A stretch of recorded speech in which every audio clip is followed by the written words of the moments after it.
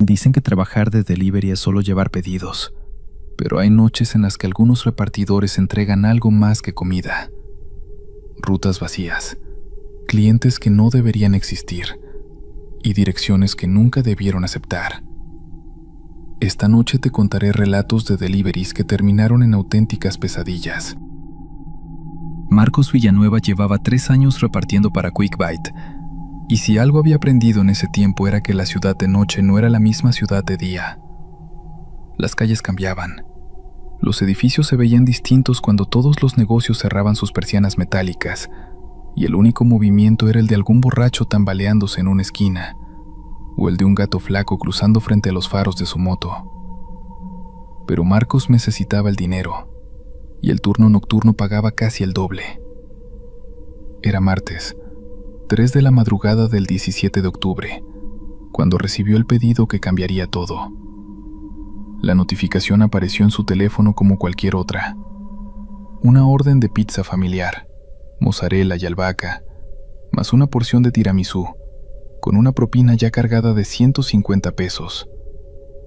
La dirección decía: Calle Huertas Negras 1407, piso 9, Departamento C, Colonia Esperanza del Norte.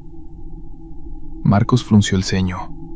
Conocía la Colonia Esperanza del Norte, la había cruzado decenas de veces, pero no recordaba ninguna calle con ese nombre. Abrió el mapa en la aplicación y la ruta apareció sin problema. 16 minutos de trayecto, hacia el extremo oriente de la ciudad, donde los edificios viejos se mezclaban con terrenos baldíos y la iluminación pública era escasa. Recogió los pedidos en la sucursal del restaurante, en la avenida Insurgentes Poniente 3344.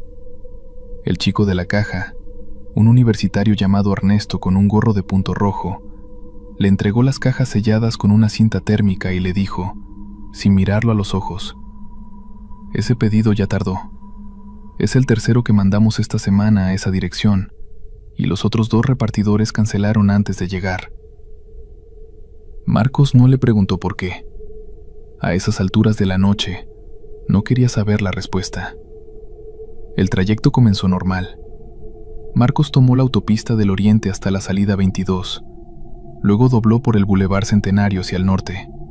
Pasó frente a la antigua fábrica textil que llevaba clausurada desde 2009, sus ventanas rotas como ojos ciegos, y entró a la Colonia Esperanza del Norte por la calle principal, que olía a humedad y a cemento mojado aunque esa noche no había llovido. El GPS lo guió sin vacilaciones durante 12 minutos.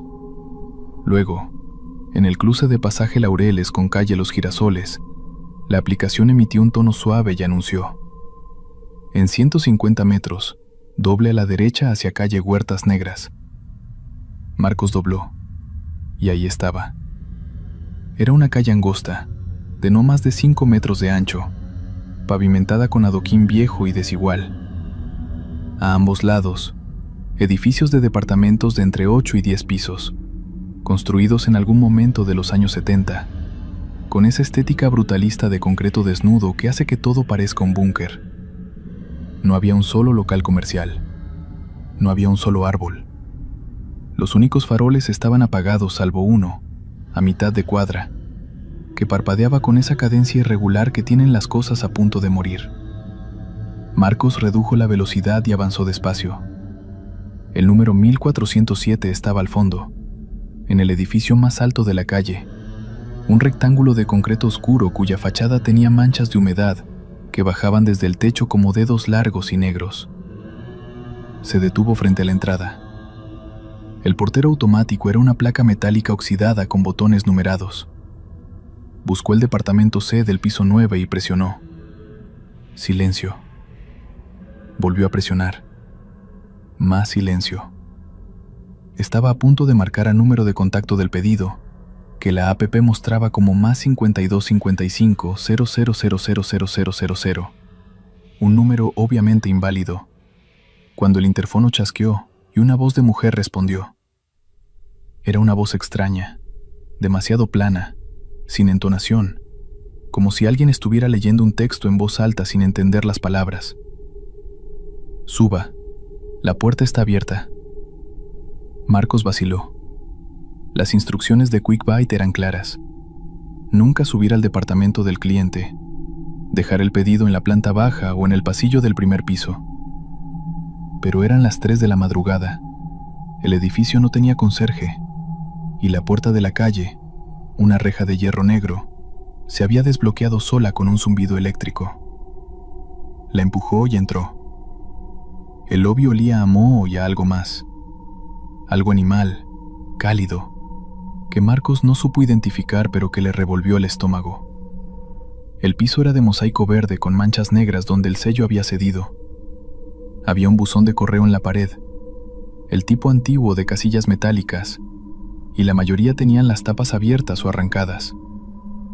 La única iluminación provenía de un tubo fluorescente que zumbaba a su derecha, sobre la puerta del elevador. El elevador funcionaba. Eso fue lo más sorprendente.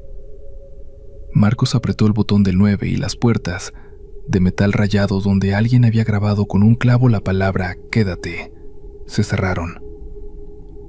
El ascenso fue lento, con ese traqueteo mecánico que tienen los elevadores viejos, y en cada piso intermedio Marcos miraba las puertas cerradas y se preguntaba si en alguno de esos departamentos había gente dormida, viviendo vidas normales, sin saber que un repartidor estaba subiendo con una pizza fría para alguien en el piso 9. Llegó. Las puertas se abrieron a un pasillo oscuro. La única luz venía del fondo, una línea amarilla bajo la puerta del departamento C. Marcos avanzó. El suelo crujía bajo sus botas. Contó las puertas. A, B, C. Llamó. La puerta se abrió sola, hacia adentro, como si alguien lo hubiera soltado justo antes de que él tocara.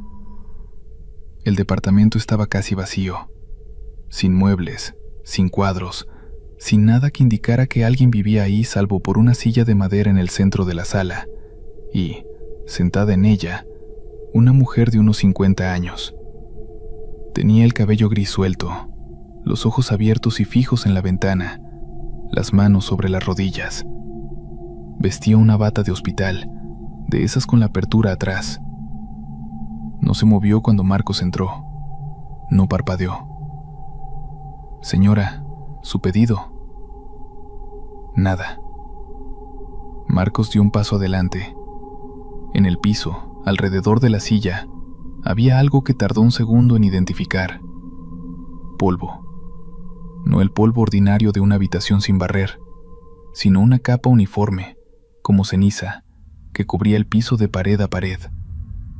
Y en ese polvo había huellas, decenas de huellas de pies descalzos, todas apuntando hacia la mujer, formando un círculo perfecto a su alrededor, como si durante muchas noches distintas, mucha gente hubiera caminado en torno a ella sin tocarla jamás. La mujer giró la cabeza, muy despacio, hasta quedar mirando directamente a Marcos. Y entonces él vio que no tenía pupilas. Los iris eran completamente blancos. «Lo esperábamos», dijo con esa voz plana. «Quédese. El pedido no es para mí». Marcos no se quedó. Algo en su cerebro, algún instinto que los 3 años de turno nocturno habían afilado hasta volverlo casi animal, le ordenó darse la vuelta antes de que la frase terminara. Dejó caer las cajas al suelo, salió al pasillo corriendo y presionó el botón del elevador con el puño. Las puertas tardaron 8 segundos en abrirse. 8 segundos en los que Marcos escuchó, desde adentro del departamento, un sonido que lo acompañaría el resto de su vida. El chirrido lento de la silla de madera girando sobre el piso de mosaico, como si la mujer estuviera dando la vuelta para mirarlo por la espalda. Bajó, cruzó el lobby, empujó la reja de hierro y salió a calle Huertas Negras. Arrancó la moto sin ponerse el casco y no redujo la velocidad hasta estar de nuevo en el Boulevard Centenario, bajo la luz naranja de los faroles municipales, con el ruido del tráfico nocturno devolviéndole algo parecido a la normalidad. Al día siguiente, a las 10 de la mañana, Marcos llamó a la sucursal y habló con el encargado de turno, un hombre llamado Gerardo Fuentes, para reportar lo ocurrido. Gerardo lo escuchó en silencio y luego dijo: «No es la primera vez». Contó que en los últimos 4 meses habían llegado al menos 11 pedidos desde esa dirección. Los primeros 6 fueron aceptados y entregados sin incidentes. Los repartidores que los completaron describieron versiones distintas del mismo lugar: una habitación vacía, una figura sentada, una invitación a quedarse. Ninguno se quedó. El 7º repartidor, un muchacho de 22 años llamado Rodrigo Salinas, que vivía en la Colonia del Valle, aceptó el pedido y no volvió. Su moto apareció 3 días después estacionada frente al número 1407, con las llaves puestas y el casco en el suelo. Rodrigo nunca apareció. Gerardo dijo que habían reportado la dirección a QuickBite como dirección bloqueada, pero que el sistema seguía generando pedidos desde ella. 3 repartidores más habían cancelado al llegar a la calle. Marcos era el cuarto en haber subido. «¿Por qué no me avisaron antes de que saliera?», preguntó Marcos. Hubo una pausa larga antes de que Gerardo respondiera. «Porque la app no nos deja cancelar ese pedido desde el sistema. Cada vez que intentamos rechazarlo, se reasigna solo». Marcos no era una persona de esas que dejan las cosas estar. Quizás fue la adrenalina residual. Quizás fue pensar en Rodrigo Salinas y su moto abandonada con las llaves puestas. El caso era que esa tarde tomó su libreta, buscó en el registro predial del municipio la dirección calle Huertas Negras, 1407, y encontró algo que no esperaba. El edificio constaba como inhabitable desde marzo de 2017, fecha en que una inspección de la Dirección de Protección Civil había determinado que la estructura presentaba daños severos por humedad, grietas en vigas de soporte y contaminación por plomo en las tuberías. Todos los inquilinos habían sido desalojados en aquella fecha. El edificio llevaba 7 años sin habitantes registrados. Siguió investigando. En el archivo digital del periódico local, encontró una nota de diciembre de 2019.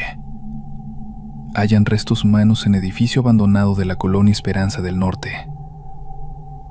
La nota era escueta como son las notas de esa sección, y decía que personal de la Fiscalía había ingresado a un inmueble ubicado en calle Huertas Negras, 1407, tras una denuncia anónima, y había encontrado en el 9º piso, departamento C, restos óseos que correspondían a una mujer de entre 45 y 55 años. La identidad no había sido determinada al momento de la publicación. No encontró notas de seguimiento. El caso parecía haber sido archivado o simplemente olvidado, como tantas cosas en esa ciudad. Buscó el nombre de Rodrigo Salinas en los registros de personas desaparecidas del estado. Estaba ahí. Fecha de desaparición: 3 de agosto de 2024. Última ubicación registrada: Colonia Esperanza del Norte. Expediente abierto, sin avances. Esa noche Marcos no abrió la aplicación de QuickBite. 3 días después, a las 2:47 de la madrugada, recibió una notificación de QuickBite. Un nuevo pedido: pizza familiar, mozzarella y albahaca, más una porción de tiramisú. Dirección calle Huertas Negras 1407, piso 9, departamento C, Colonia Esperanza del Norte. Propina: 150 pesos. El nombre del cliente en la pantalla decía: Rodrigo S. Marcos bloqueó la aplicación. Se levantó de la cama, fue a la cocina, encendió la luz y se sentó a la mesa. Afuera llovía. Podía escuchar el agua golpeando el vidrio de la ventana, con esa cadencia irregular que tienen las cosas a punto de morir. No volvió a tomar el turno de noche.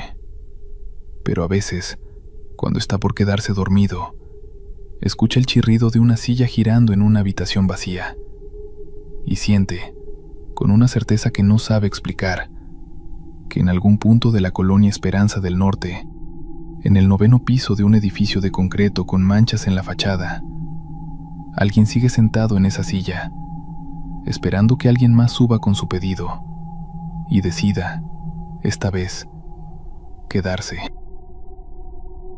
Fabiola Reyes tenía 26 años. una moto itálica de 150 centímetros cúbicos con el espejo retrovisor izquierdo pegado con cinta plateada, y la costumbre de aceptar todos los pedidos que le llegaran sin importar la hora ni el barrio. Trabajaba para 3 aplicaciones al mismo tiempo: Dash Food, Merca Rápido y una más pequeña llamada Nochebuena, que operaba exclusivamente entre medianoche y las 6 de la mañana y que pagaba tarifas que ninguna otra plataforma igualaba. Y en un buen mes llegaba a juntar lo suficiente para pagar su renta en la colonia Doctores, mandar algo a su mamá en Tulancingo y guardar un poco. No era una vida cómoda, pero era suya, y Fabiola había aprendido a moverse por la ciudad de noche con la misma naturalidad con que otras personas se mueven por ella de día. Conocía los atajos, conocía los semáforos que tardaban demasiado en cambiar en la avenida Revolución y los que podías cruzar en rojo sin riesgo a las 4 de la mañana. Conocía los perros que ladraban desde adentro de los zaguanes en la calle Moctezuma y los que ladraban desde afuera, sueltos, y que era mejor esquivar rodeo de por medio. Conocía a los otros repartidores nocturnos de memoria: el gordo de la bicicleta eléctrica que siempre estaba fuera del Oxxo de Insurgente Sur, el chico alto con la mochila de colores que hacía pedidos en patineta y que un día iba a matarse, el señor de unos 60 años que repartía en un Suru gris del 98 y al que todos llamaban el profe aunque nadie sabía su nombre real. Se saludaban con un gesto de cabeza, sin detenerse, como marineros cruzándose en mar abierto. La noche del sábado 23 de noviembre era fría y seca.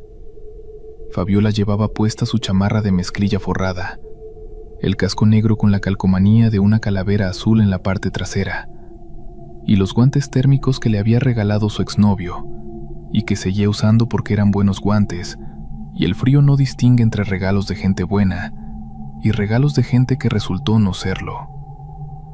Había completado ya 7 entregas desde las 11 de la noche, 2 hamburguesas en la colonia Narvarte, un sushi en Polanco que le hizo subir 16 pisos en un elevador que olía a tabaco viejo, 3 órdenes de tacos en distintos puntos del centro histórico y una bolsa de frituras con refrescos para alguien que vivía en el piso 14 de una torre en Tlatelolco y que le abrió la puerta en pijama con cara de haber llorado. Eran casi las 2 de la mañana cuando Nochebuena le mandó el pedido. La descripción era simple: una orden de caldo de res con tortillas de maíz, 2 litros de agua natural y un paquete de servilletas. El restaurante origen era un lugar llamado Cocina de Doña Petra, ubicado en calle Mármol 89, Colonia Guerrero. Fabiola conocía la Colonia Guerrero bien. Había hecho docenas de entregas ahí, pero ese restaurante no lo tenía en la memoria. Verificó en el mapa. Existía, con calificación de 4.2 estrellas y 231 reseñas. La dirección de entrega decía: Cerrada de los Olivos 12, Interior 4, Colonia Peralvillo. 19 minutos de camino. La propina estaba cargada de 200 pesos, lo que para Nochebuena era una cantidad inusualmente alta. Aceptó el pedido y arrancó hacia la Colonia Guerrero. La cocina de Doña Petra resultó ser una fonda pequeña metida en un local de planta baja, en un edificio de 4 pisos, con una cortina de metal a medio bajar y una luz amarilla adentro. Tocó el claxon 2 veces. Una mujer gorda de unos 60 años levantó la cortina lo suficiente para sacar una bolsa de plástico blanca, con las asas anudadas, y se la entregó sin decir una sola palabra. La bolsa estaba caliente y pesaba más de lo que Fabiola esperaba. Olía bien, a cilantro y a caldo de res, de los que se hacen desde temprano y se dejan reposar. Amarró la bolsa en la caja trasera de la moto y puso rumbo a la Cerrada de los Olivos. El problema con las cerradas, y Fabiola lo sabía bien, es que son exactamente lo que su nombre indica: calles que no tienen salida. Las hay de 2 tipos. Están las cerradas normales, vecindades y privadas con cancela al frente, donde la gente vive de forma más o menos convencional y donde los pedidos se entregan sin complicación. Y están las otras, las que en el mapa aparecen como cerradas, pero que en la realidad son pasajes olvidados entre edificios. Callejones sin nombre oficial que alguien registró en algún sistema hace décadas, y que ahora no son ni calles ni no calles, sino algo intermedio. Un limbo geográfico donde la ciudad parece haber dejado de intentarlo. La Cerrada de los Olivos era del segundo tipo. El GPS la llevó por Avenida del Trabajo hasta doblar en calle Peralvillo, luego por 2 calles más sin nombre que el mapa identificaba como Privada 1 y Privada 2, y finalmente anunció con su voz mecánica: ha llegado a su destino. Fabiola detuvo la moto y miró. Frente a ella había una entrada de aproximadamente 1,5 metros de ancho entre 2 edificios de departamentos, sin cancela, sin número visible, con el piso de tierra apisonada y una oscuridad al fondo que la luz del teléfono no alcanzaba a penetrar del todo. En el muro de la derecha, alguien había pintado con aerosol blanco el número 12, y debajo, con letra distinta y en pintura roja que parecía más reciente: Interior 4.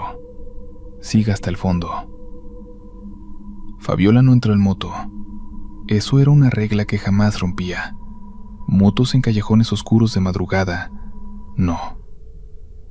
Apagó el motor, encadenó la moto a un poste de banqueta, tomó la bolsa con el pedido y sacó el teléfono con la linterna encendida.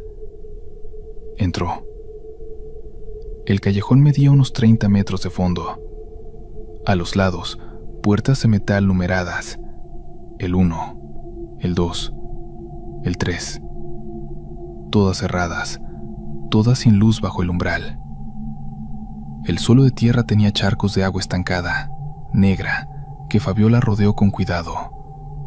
Al fondo del callejón, donde esperaba encontrar una pared, había otro pasaje que doblaba a la izquierda, más angosto que el primero, y en la esquina, pegado al muro, estaba el número 4, una puerta de madera pintada de verde, con una bombilla sin pantalla sobre el dintel que estaba encendida, dando una luz muy débil, del color de la mantequilla rancia. Llamó. 3 golpes secos sobre la madera. Adentro, pasos. Lentos, regulares, como de alguien que no tiene ninguna prisa porque el tiempo no es un problema que le afecte. Luego silencio. Luego la voz, desde muy cerca de la puerta, casi a nivel del oído de Fabiola, como si quien hablara tuviera la cara pegada a la madera por el otro lado. ¿Quién es? Repartidora de Nochebuena. Le traigo su pedido. Pausa larga. ¿Cuánto es? Fabiola miró la pantalla de su teléfono. La orden decía que el pago estaba procesado en línea, que no había cobro en efectivo. Se lo dijo. Otra pausa. Deje la bolsa en el suelo frente a la puerta y váyase. Eso era normal. Clientes que no querían abrir, sobre todo de noche, sobre todo mujeres solas o personas mayores. Fabiola dejó la bolsa en el suelo, confirmó la entrega en la app y se dio la vuelta para irse. Había dado 4 pasos cuando la voz volvió a hablar, ahora distinta, ya no desde detrás de la puerta, sino desde algún punto indefinido arriba y a su derecha, como si viniera de una ventana que Fabiola no había visto, o desde el muro mismo. Oiga. Fabiola se detuvo sin darse la vuelta. Hace mucho frío esta noche. Sí, respondió Fabiola, sin saber por qué respondió. ¿Usted hace esto todas las noches? Casi todas. ¿No le da miedo? Fabiola consideró la pregunta un momento. Luego dijo: a veces. Y siguió caminando sin esperar respuesta. Salió del callejón, desencadenó la moto, arrancó y se fue por calle Peralvillo sin mirar atrás. No fue sino hasta 20 minutos después, ya en la avenida Insurgentes esperando un semáforo, cuando revisó la pantalla del teléfono y notó que la confirmación de entrega que había enviado desde la app de Nochebuena no había sido procesada. El sistema la marcaba como pendiente. Reintentó. Error de conexión. Reintentó de nuevo. Esta vez la pantalla mostró algo que nunca había visto en 3 años de repartir para distintas plataformas. Un mensaje que decía: dirección no encontrada en el sistema. Este pedido no existe en nuestra base de datos. Por favor, contacte a soporte. Fabiola revisó el historial. El pedido de la Cerrada de los Olivos 12, Interior 4, había desaparecido de su lista de órdenes. No aparecía en completados, no aparecía en cancelados, no aparecía en ningún lado. Era como si nunca hubiera existido. Llamó a la línea de soporte de Nochebuena. Timbre, timbre, timbre. Grabación. Nuestro horario de atención es de lunes a viernes de 9 a 6. Para emergencias, escriba al correo soporte@nochebuena.mx. Escribió al correo esa misma noche, desde el estacionamiento de una tienda de conveniencia en la Roma Norte, con el motor de la moto todavía caliente bajo sus piernas. Describió el pedido, la dirección, el número de orden. Envió el mensaje. La respuesta llegó a las 8:42 de la mañana siguiente, desde una dirección de correo que era la correcta de Nochebuena, pero con un nombre de remitente que decía simplemente Sistema Automático. El correo tenía una sola línea. No tenemos registro de ningún pedido realizado desde esa dirección. La Cerrada de los Olivos 12 no está registrada en nuestro sistema de cobertura. Fabiola leyó la línea 3 veces. Luego abrió Google Maps y buscó la Cerrada de los Olivos, Colonia Peralvillo. El mapa la encontró sin problema. La misma ruta que había seguido la noche anterior. El mismo callejón entre edificios. Hizo clic en la ubicación para ver detalles. Había una sola reseña, sin texto. Solo una calificación de 1 estrella puesta por un usuario con el nombre de perfil que era únicamente un número de 11 dígitos. La reseña tenía fecha del día anterior, a las 2:16 de la madrugada. Fabiola había llegado al callejón a las 2:23. Guardó el teléfono, se preparó un café en la pequeña cocineta de su departamento de la colonia Doctores y se sentó en la única silla de la sala, frente a la ventana que daba a la calle, mirando los coches que ya comenzaban a circular en la mañana gris. Intentó ordenar los hechos con la misma lógica práctica que usaba para trazar rutas y calcular tiempos. Alguien había pedido comida a través de una app. Ella había recogido esa comida en un restaurante real. La había entregado en una dirección real. Y ahora ni el pedido ni la dirección existían en ningún sistema. La bolsa de plástico blanca había existido. El calor del caldo a través del plástico había existido. El olor a cilantro había existido. La voz detrás de la puerta había existido. Pensó en la pregunta: ¿no le da miedo? Y en su propia respuesta: a veces. Y en la pregunta que siguió, que era la que más le inquietaba ahora que estaba lejos y con el café caliente entre las manos. No era una pregunta amenazante. No era una pregunta de alguien que quería hacerle daño. Era la pregunta de alguien muy solo, hecha desde detrás de una puerta en un callejón sin salida, a las 2 de la madrugada, a una desconocida que había llegado con un caldo de res. Era la pregunta de alguien que llevaba mucho tiempo sin hablar con nadie. Eso era lo que más le costaba sacudirse. No el miedo a lo que pudiera haber estado en ese cuarto, sino la certeza, cada vez más firme y más incómoda conforme pasaban las horas, de que fuera lo que fuera, llevaba mucho tiempo esperando que alguien llegara.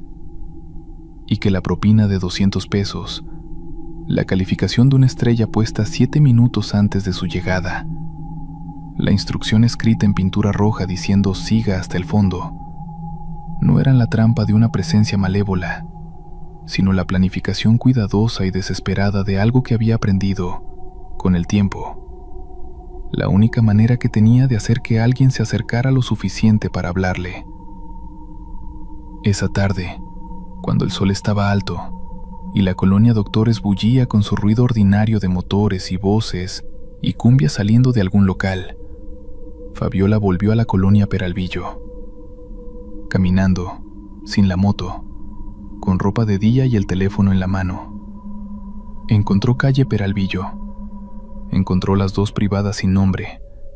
Llegó a donde el GPS la había llevado la noche anterior. No había ninguna entrada entre los 2 edificios.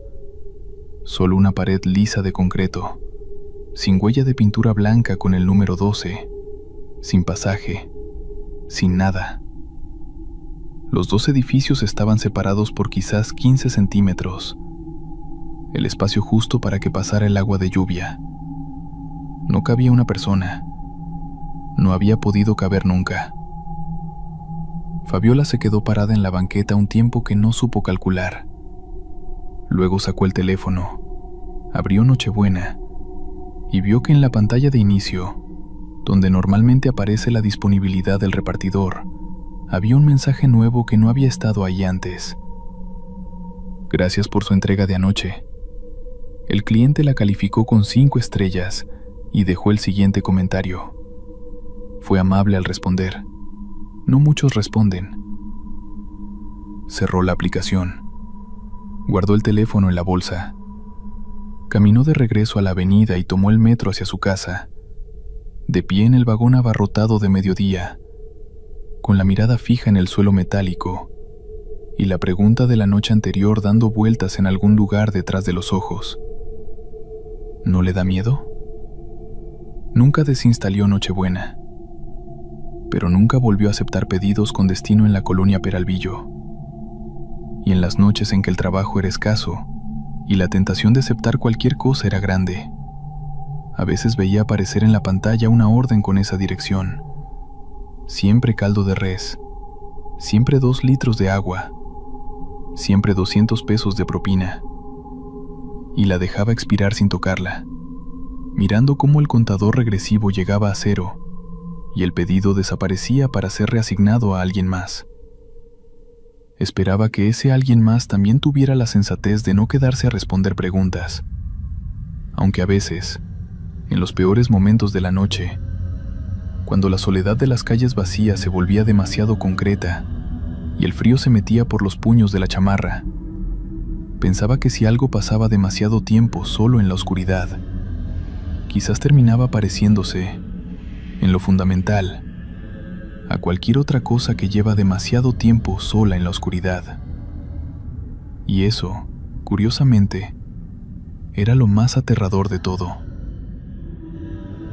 Rodrigo Ferreira llevaba 4 años repartiendo comida para una empresa de delivery en la ciudad de Córdoba, Argentina. Era el tipo de trabajo que hacía invisible a los hombres. Nadie recuerda la cara del que trae la pizza. Nadie pregunta cómo estuvo el día. A los 32 años, Rodrigo conocía cada calleja, cada semáforo roto, cada perro suelto del barrio Jardín Espinosa. Manejaba una moto Honda CB190 color rojo que había comprado en cuotas y que mantenía con la misma devoción con la que otros cuidan a sus hijos. El martes 14 de marzo de 2023 empezó como cualquier otra noche de semana. Llovizna fina, el asfalto brillando bajo las luces de sodio y la pantalla del celular iluminando su cara con ese color azul de los pedidos entrantes. Había completado ya 7 entregas esa noche. 2 hamburguesas en el complejo de departamentos de Avenida Colón 3420, un sushi en la urbanización cerrada de Boulevard Los Andes 890, 3 empanadas en el barrio viejo cerca de la terminal. Faltaba poco para las 11 de la noche, y él ya pensaba en el mate que se tomaría al llegar a casa cuando sonó la notificación. Pedido nuevo. Distancia: 3,4 kilómetros. Tiempo estimado de entrega: 18 minutos. Aceptó sin pensar, como siempre. El monto era bueno. Una orden de milanesas y papas fritas del restaurante El Patio de Don Héctor, más una gaseosa de 2 litros. La propina prometida por la aplicación era del 15%. Rodrigo guardó el teléfono en el soporte del manubrio y arrancó.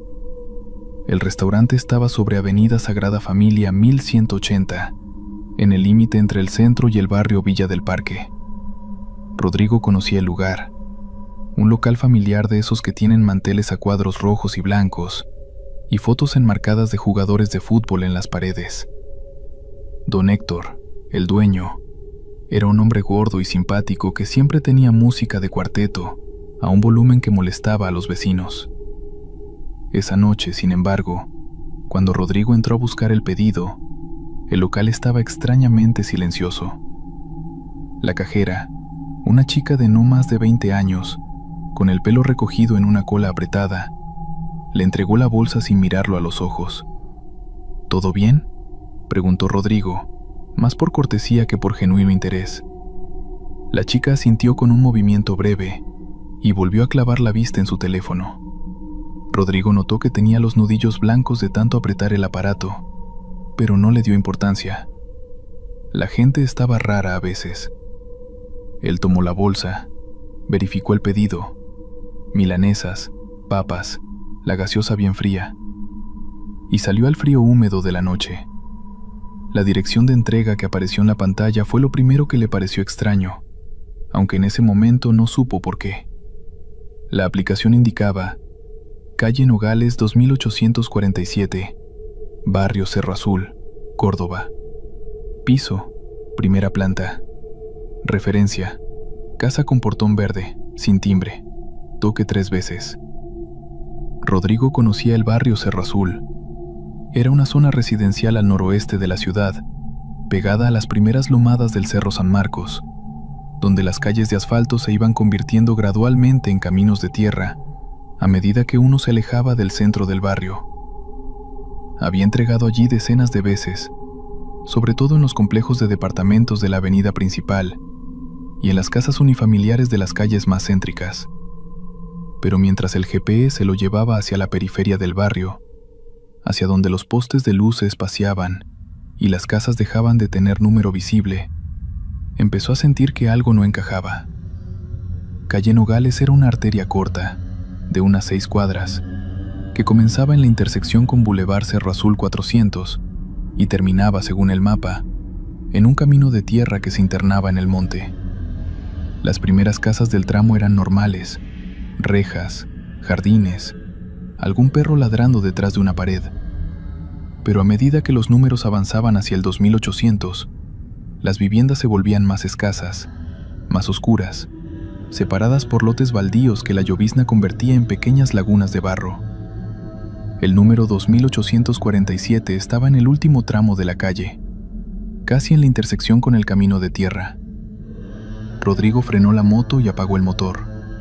La linterna del celular le alcanzó para ver un portón de chapa pintado de verde, desteñido, con manchas de óxido en los bordes. Detrás del portón no había casa visible, solo un sendero de lajas irregulares que se perdía en la oscuridad entre arbustos altos y un árbol de tipa cuyas ramas colgaban sobre el portón como dedos. No había luz en ninguna ventana. No había sonido de televisor ni de radio. No había, de hecho, ninguna señal de que ese lugar estuviera habitado. Tocó el portón 3 veces, como indicaba la instrucción del pedido. El sonido metálico se dispersó en el silencio mojado de la noche. Un perro ladró a lo lejos 2 veces y se cayó. Rodrigo esperó. Miró la pantalla del teléfono. La entrega debía confirmarse en los próximos 5 minutos, o el sistema la marcaría como fallida. Llamó al número del cliente. El teléfono sonó 1 vez, 2 veces, 3. A la quinta, atendió una voz. No era una voz normal. Era el sonido de alguien hablando desde muy lejos, o desde detrás de algo grueso, como si la voz tuviera que atravesar paredes de tierra antes de llegar al auricular. Era una voz de hombre, adulto, que dijo una sola cosa con una calma que a Rodrigo le heló los huesos. «Ya sé que estás ahí. Entra». Rodrigo Ferreira era, por su propio relato, un hombre poco dado al miedo. Había crecido en el barrio Müller, donde aprendió desde chico a distinguir qué situaciones requerían calma y cuáles requerían correr. Pero esa voz, esas 2 palabras pronunciadas con esa placidez antinatural, le dispararon algo en el estómago que no sabía nombrar, pero que sus piernas sí supieron interpretar. No se movió hacia adelante. Se quedó paralizado frente al portón verde, con la bolsa del delivery colgando de la mano derecha y el teléfono a la izquierda, sin colgar la llamada, escuchando la respiración del hombre del otro lado de la línea. «Soy el delivery», dijo finalmente. «Traigo el pedido. Si me dice dónde está, le acerco la bolsa». Silencio. Luego esa misma voz, más cerca ahora, o más íntima, dijo: «¿Podés ver la luz entre los arbustos?». Rodrigo miró. Y efectivamente, entre los arbustos que bordeaban el sendero de lajas, había una luz tenue, anaranjada, que no había visto antes. No era la luz de una lámpara doméstica, era más parecida a la luz de una vela, o de una linterna con la pila gastada, y esto fue el pensamiento que no se permitió terminar de formular, a la luz que emite algo que arde a baja intensidad. «Sí», dijo. «Entonces sabes dónde estoy. Trae el pedido». Hubo un momento en el que Rodrigo evaluó sus opciones con esa frialdad práctica que da la experiencia de trabajar de noche en una ciudad grande. Tenía la moto a 2 metros, tenía el motor aún tibio, tenía las llaves en el bolsillo del pantalón. Podía colgar, marcar la entrega como cliente no encontrado y estar a 20 cuadras de ahí en menos de 1 minuto. Esa era la opción sensata. Esa era la opción que cualquier manual de seguridad para repartidores indicaría como correcta. Pero la aplicación ya había registrado que él estaba en la ubicación, y el dinero de la entrega, más la propina del 15%, representaba casi el equivalente a 2 horas de trabajo. Y Rodrigo Ferreira era, antes que nada, un hombre que necesitaba ese dinero. Empujó el portón. El sendero era más largo de lo que parecía desde afuera. Las lajas estaban mojadas y resbaladizas, y los arbustos a los lados eran tan altos y tan cerrados que formaban una especie de túnel vegetal que bloqueaba casi toda la luz de la calle. Rodrigo avanzó con el teléfono en modo linterna, tratando de no pisar el barro entre las lajas, tratando de no hacer ruido, aunque no hubiera podido explicar por qué sentía que el ruido era peligroso. La luz anaranjada se hacía más grande y más definida a medida que avanzaba. La casa era pequeña, de una sola planta, con las paredes de revoque viejo que se caía en placas y dejaba ver el ladrillo desnudo debajo. La ventana que daba al sendero tenía los vidrios tapados por dentro con papel de diario amarillento. La puerta de entrada era de madera, oscura, con la pintura cuarteada, y estaba entreabierta. Por la rendija salía esa luz anaranjada y también un olor que Rodrigo tardó varios segundos en identificar porque era demasiado fuera de lugar, demasiado incongruente con el contexto. Era olor a comida, a carne asada, a ajo frito, a algo que se cocinaba lentamente en una cacerola. «Hola», dijo, desde afuera. «Entra», dijo la voz, desde adentro. Rodrigo empujó la puerta con la punta del pie. La habitación que había detrás de la puerta era grande, o parecía grande porque estaba casi vacía. El piso era de mosaico hidráulico en un patrón de flores azules y blancas, sucio, con algunas piezas rotas o faltantes. En el centro exacto de la habitación había una mesa de madera sin mantel, con 2 sillas, y sobre la mesa una vela blanca encendida dentro de un vaso de vidrio. Esa era la única fuente de luz. Las paredes estaban desnudas salvo por una imagen religiosa, San la Muerte, reconoció Rodrigo, con la figura esquelética sosteniendo una guadaña en miniatura, y por lo que parecía ser un mapa dibujado a mano con marcador negro sobre papel madera, pegado con cinta adhesiva a la pared del fondo. En las esquinas de la habitación había cajas de cartón apiladas, algunas abiertas, con ropa adentro. El hombre estaba sentado en una de las sillas, de espaldas a la puerta, mirando la vela. Era viejo, o al menos eso parecía desde atrás. Tenía el pelo completamente blanco, largo hasta los hombros, y la espalda encorvada bajo una remera de algodón oscuro. Sus manos descansaban sobre la mesa, planas, los dedos extendidos, como si estuviera tocando el piano en silencio. «Deja la bolsa en la mesa», dijo sin darse vuelta. Rodrigo entró 2 pasos. Dejó la bolsa sobre la mesa. El hombre no se movió. No extendió la mano para alcanzarla. No giró la cabeza. No hizo ningún gesto que indicara que sabía que había alguien más en la habitación. «Tiene que firmar la recepción», dijo Rodrigo, sosteniendo el teléfono hacia él. El hombre giró entonces, y Rodrigo vio su cara. No era una cara monstruosa. No tenía cicatrices ni deformidades, ni ninguna de esas marcas que el miedo popular asocia a lo sobrenatural. Era simplemente la cara de un hombre muy viejo, con los ojos hundidos y muy claros, casi transparentes, y una expresión que Rodrigo solo pudo describir más tarde, cuando intentó contar esto, como la cara de alguien que sabe algo que vos no sabés, y que está esperando que te des cuenta solo. «No tengo firma», dijo el hombre. «Tiene que confirmar la entrega de alguna manera», dijo Rodrigo, que en ese momento solo quería salir. «Puedo poner que el cliente aceptó de forma verbal». El hombre asintió.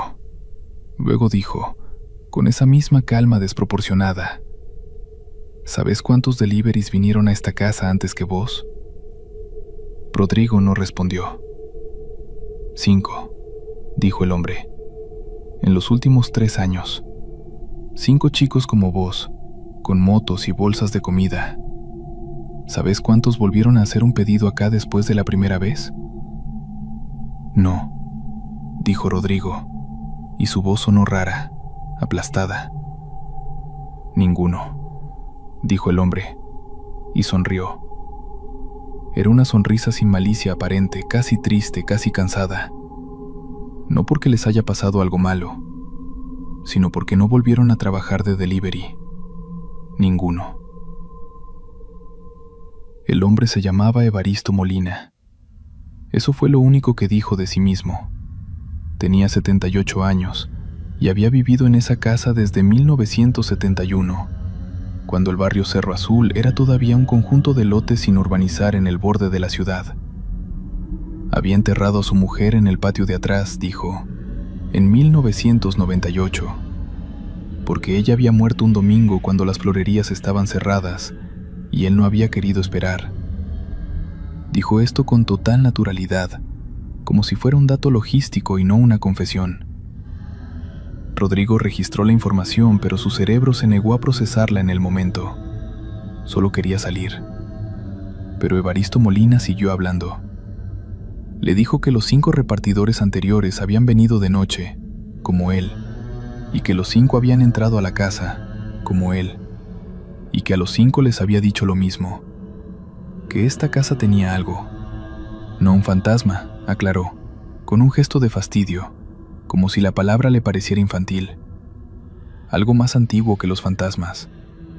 Algo que había estado ahí antes de que se construyera la casa, antes de que se trazaran las calles, antes de que la ciudad llegara hasta ese punto del cerro. Algo que Evaristo no podía ver, pero que había aprendido a notar por sus efectos. Las plantas del patio que crecían en formas imposibles. Los animales que no entraban al terreno. El hecho de que su mujer, en sus últimos años de vida, había empezado a hablar con alguien que no estaba ahí, y que ese alguien, según ella, le había prometido que no iba a morir sola. ¿Y los otros 5? Preguntó Rodrigo, sin entender por qué preguntaba. El primero se fue esa misma noche y no supe más de él, dijo Evaristo. El segundo volvió a los 3 días. Quería saber más. Le conté lo mismo que te estoy contando a vos. Se fue y tampoco supe más. El tercero era un pibe joven, no llegaba a los 25. Ese se quedó parado en la puerta un buen rato antes de irse. Después me enteré, por el diario, que había renunciado a su trabajo al día siguiente y se había ido a vivir con sus padres a San Francisco. El cuarto no dijo nada. Entró, dejó la bolsa, me miró y se fue. Pero cuando salía por el sendero, justo antes de llegar al portón, se detuvo y se quedó quieto, parado ahí en el medio del sendero, durante casi 10 minutos. Yo lo veía desde la ventana. Después se fue. El quinto era una chica. Fue el año pasado. Ella fue la única que lloró. Rodrigo pensó en preguntar por qué habían llorado, por qué habían renunciado, qué era lo que habían visto o sentido en esa habitación con piso de mosaico azul, y una vela en el centro, y un viejo que hablaba de su mujer enterrada en el patio como si fuera lo más normal del mundo. Pero no preguntó, porque en ese momento, mientras Evaristo hablaba, Rodrigo sintió algo. No fue una visión, no fue una voz, no fue nada que pudiera describirse con el vocabulario del terror cinematográfico. Fue, simplemente, una certeza que le entró por algún lugar que no era los oídos ni los ojos. Una certeza de que en esa habitación, en ese momento, había algo más además de él y del viejo. Algo que estaba ahí sin estar. Algo que observaba sin tener ojos para observar. Algo que había estado esperando.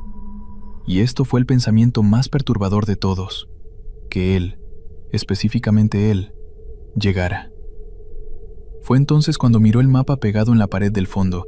Lo había notado antes, pero no le había prestado atención real.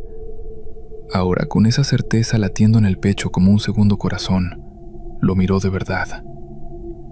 Era un mapa hecho a mano, con marcador negro sobre papel madera, que mostraba el barrio Cerro Azul y sus alrededores. Las calles estaban dibujadas con la precisión obsesiva de alguien que conoce el terreno de memoria. La calle Nogales estaba marcada en rojo. La casa de Evaristo, el número 2847, estaba marcada con un círculo rojo más grande, con una cruz encima. Pero lo que hizo que Rodrigo se acercara sin querer, como si sus piernas tomaran una decisión independiente de su voluntad, fue que sobre el mapa había anotaciones, pequeñas, hechas con letra apretada y regular, en tinta azul.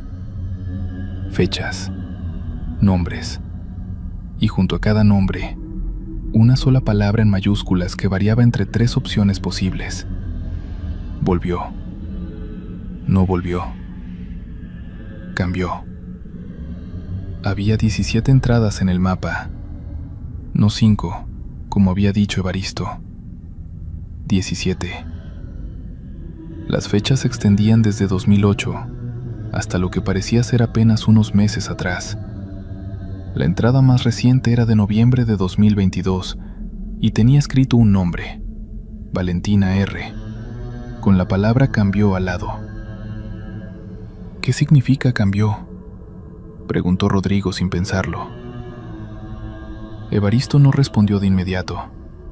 Se levantó de la silla con la lentitud de los cuerpos viejos y se acercó al mapa. Lo miró un momento, con esa expresión de conocimiento melancólico que Rodrigo ya asociaba a su cara. Significa que algo en ello se acomodó diferente, dijo finalmente. No que les haya pasado algo malo. Al contrario, la chica del año pasado, Valentina, me escribió un mensaje 2 semanas después de venir acá. Me decía que había empezado a ver las cosas de otra manera, que había dejado cosas que la hacían mal, que se sentía más liviana, que no sabía explicarlo, pero que desde esa noche el mundo le parecía más transparente, como si antes hubiera estado mirando todo a través de un vidrio sucio.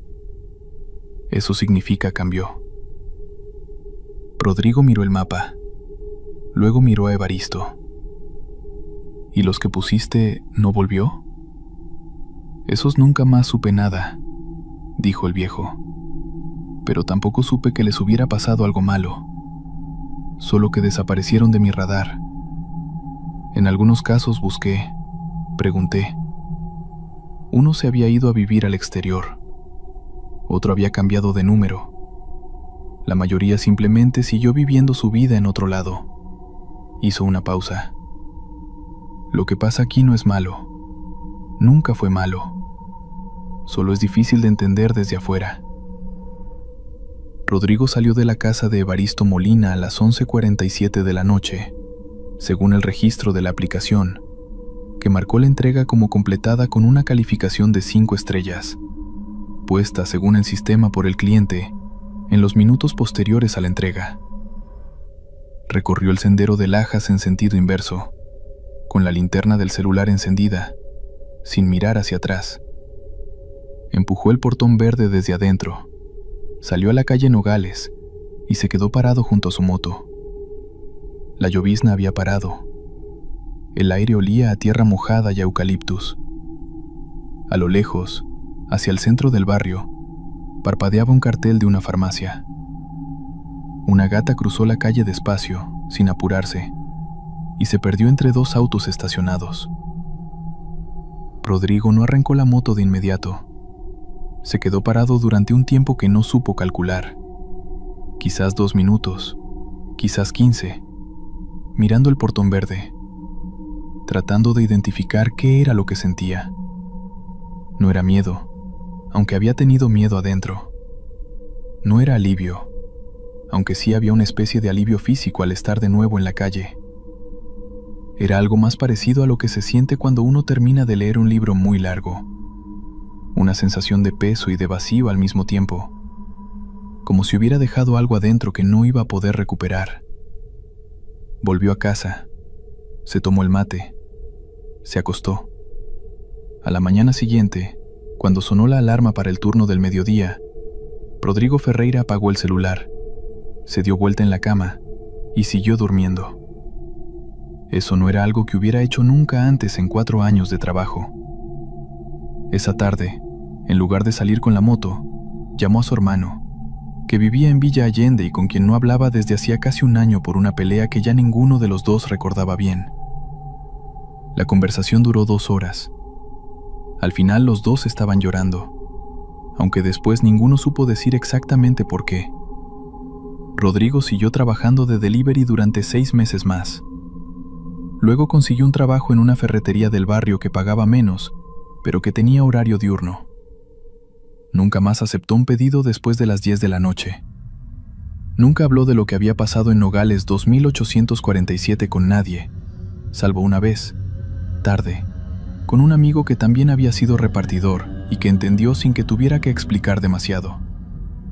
Y nunca, en los meses siguientes, pudo responder con certeza a la pregunta que más le molestaba: si lo que había sentido en esa habitación, esa presencia sin forma, esa certeza de ser observado por algo sin ojos, había sido real, o si había sido el producto de una noche larga, una casa oscura y un viejo loco que enterraba a sus muertas en el patio.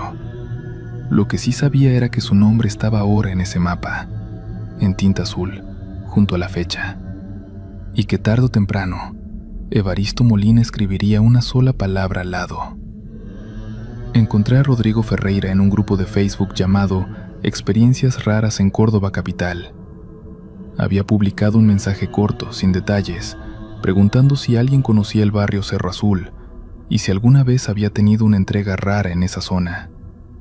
5 personas respondieron en la misma tarde. 3 habían tenido entregas en calle Nogales y ninguna de las 3 quiso dar más detalles en público. Las otras 2 decían conocer el barrio y haber escuchado cosas, pero sus relatos eran vagos y de segunda mano. Hablé con Rodrigo por teléfono durante 1 hora y media. Era un hombre concreto, sin tendencia al dramatismo ni al esoterismo.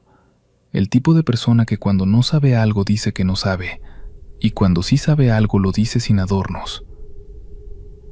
Fui a Córdoba 2 semanas después y caminé la calle Nogales desde el principio hasta el final. Calle Nogales, barrio Cerro Azul, Córdoba, Argentina. Entre Boulevard Cerro Azul y el camino de tierra hacia el monte, el número 2847 existe. Hay un portón de chapa. Está pintado de verde, aunque la pintura está muy descascarada y en algunas partes ya es más óxido que color. No toqué. Me quedé en la vereda de enfrente durante quizás 20 minutos, con el grabador en el bolsillo y los pies mojados por el barro de la zanja, mirando esa franja de sendero de lajas que se perdía entre los arbustos. No vi luz adentro, no escuché nada, pero sí noté, y lo anoté en ese momento para no olvidarlo, que a pesar de ser una tarde de otoño con bastante sol, la temperatura en esa cuadra era perceptiblemente más baja que en el resto de la calle. El termómetro de mi teléfono marcaba 14 grados Celsius cuando lo había sacado del bolsillo 2 cuadras atrás, en la esquina de Boulevard Cerro Azul. Frente al número 2847 marcaba 11 grados Celsius. Puede ser una cuestión de sombra, de humedad del suelo, de la proximidad del monte.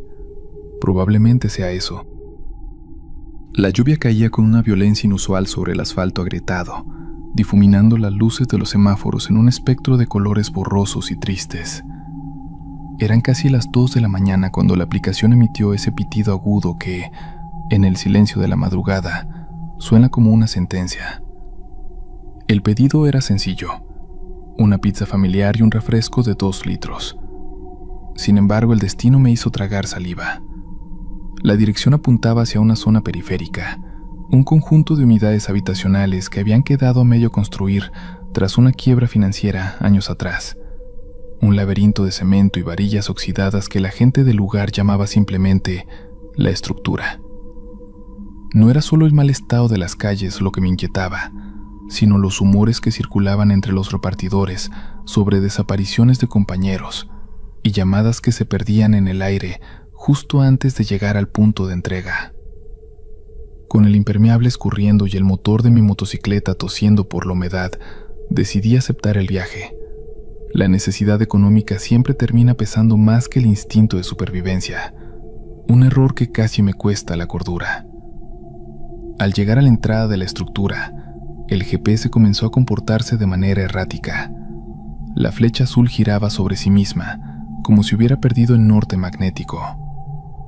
Me detuve frente a una enorme reja de hierro que colgaba de una sola bisagra, chirriando con cada ráfaga de viento. No había alumbrado público. Lo único que iluminaba mi camino era el haz amarillento de mi faro delantero, que cortaba la neblina apenas un par de metros frente a mí. Avancé lentamente, esquivando baches profundos que parecían bocas abiertas, esperando tragar la rueda delantera. El silencio era absoluto, una ausencia de sonido tan profunda que podía escuchar el latido de mi propio corazón retumbando en mis oídos.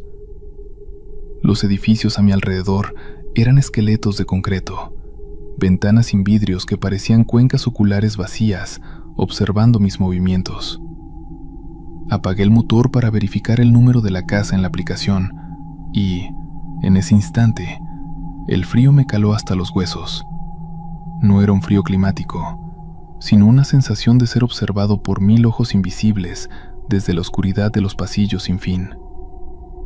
Caminé hacia el bloque C, cargando la mochila térmica que se sentía inusualmente pesada.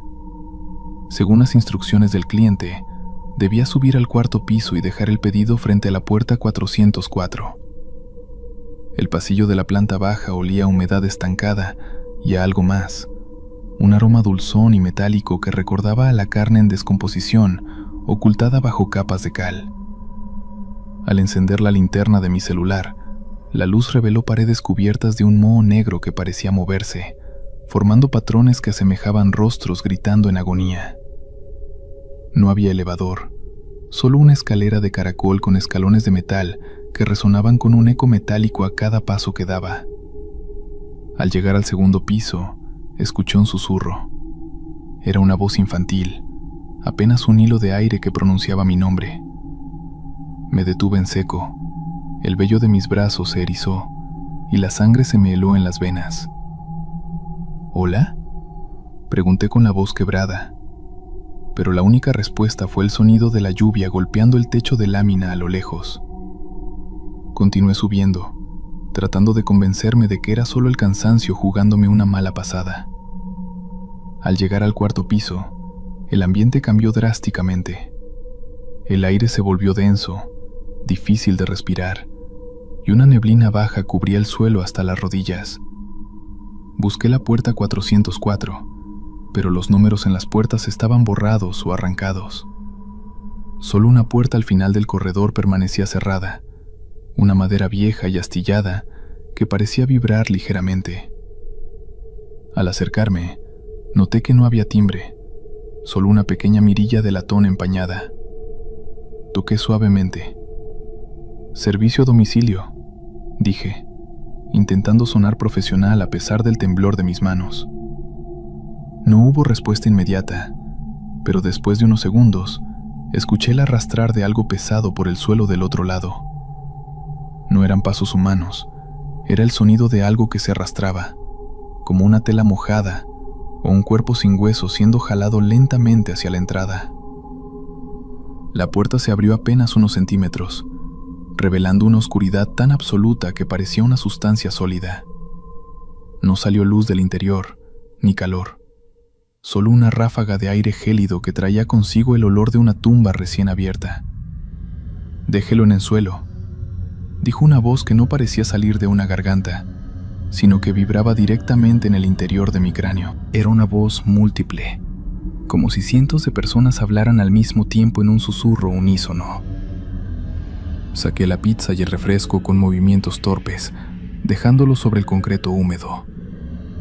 Al levantar la vista, por el resquicio de la puerta, vi una mano que se extendía para tomar el pedido. No era una mano normal. Los dedos eran excesivamente largos, con demasiadas articulaciones, y la piel era de un gris traslúcido que dejaba ver venas negras palpitando debajo. No tenía uñas, sino garras carbonizadas que rasparon el cartón de la caja con un sonido que me hizo castañar los dientes. En ese momento, la linterna de mi teléfono parpadeó y se apagó, dejándome en la penumbra total. El pánico, ese terror primario que anula la razón, se apoderó de mí. Escuché cómo la caja de pizza era rasgada con una violencia animal y un sonido de masticación húmeda empezó a llenar el pasillo. «Gracias por el sacrificio», susurró la voz coral, y la puerta se abrió de par en par. La luz de un relámpago iluminó por una fracción de segundo el interior del departamento. No había muebles, ni paredes divisorias, solo un espacio inmenso lleno de figuras altas y delgadas que colgaban del techo como murciélagos, con rostros alargados y mandíbulas desencajadas. En el centro, lo que había recibido el pedido no era un hombre, sino una masa de sombras con ojos amarillos que brillaban con una inteligencia maligna. La pizza estaba intacta en el suelo. Lo que estaban devorando era algo que reconocí con horror: la mochila térmica, pero dentro no había comida, sino restos de ropa de otros repartidores que nunca regresaron a casa. Giré y corrí como nunca antes en mi vida. Los escalones de metal desaparecían bajo mis pies mientras saltaba tramos enteros de la escalera. Sentía que el aire detrás de mí se volvía más frío y que esas cosas bajaban por las paredes con la agilidad de insectos gigantes. Al llegar a la planta baja, mi motocicleta se negaba a encender. El motor rugía pero no arrancaba, mientras las sombras se estiraban desde el edificio para alcanzarme. Recé, lloré y maldije hasta que, en el último segundo, el motor cobró vida. Salí disparado de la estructura sin mirar atrás, sintiendo como unas garras rozaban la parte trasera de mi casco. No me detuve hasta que llegué a una gasolinera iluminada a varios kilómetros de distancia. Cuando finalmente me atreví a revisar mi teléfono, la aplicación de reparto no mostraba ningún historial del pedido de esa noche. No había dirección, ni cliente, ni registro de pago. Lo único que encontré fue una notificación nueva, un mensaje de texto de un número desconocido que decía: «Todavía tienes hambre, nosotros también. Te vemos en el próximo turno». Desde esa noche, no he vuelto a trabajar de madrugada, pero cada vez que escucho el pitido de una notificación en la oscuridad, siento ese mismo olor a cal y carne vieja, y sé que, tarde o temprano, vendrán a cobrar el resto del pedido. Si estas historias te hicieron dudar antes de aceptar tu próximo pedido, suscríbete y acompáñame en más relatos donde lo cotidiano se vuelve aterrador, porque en la oscuridad siempre hay alguien esperando su entrega.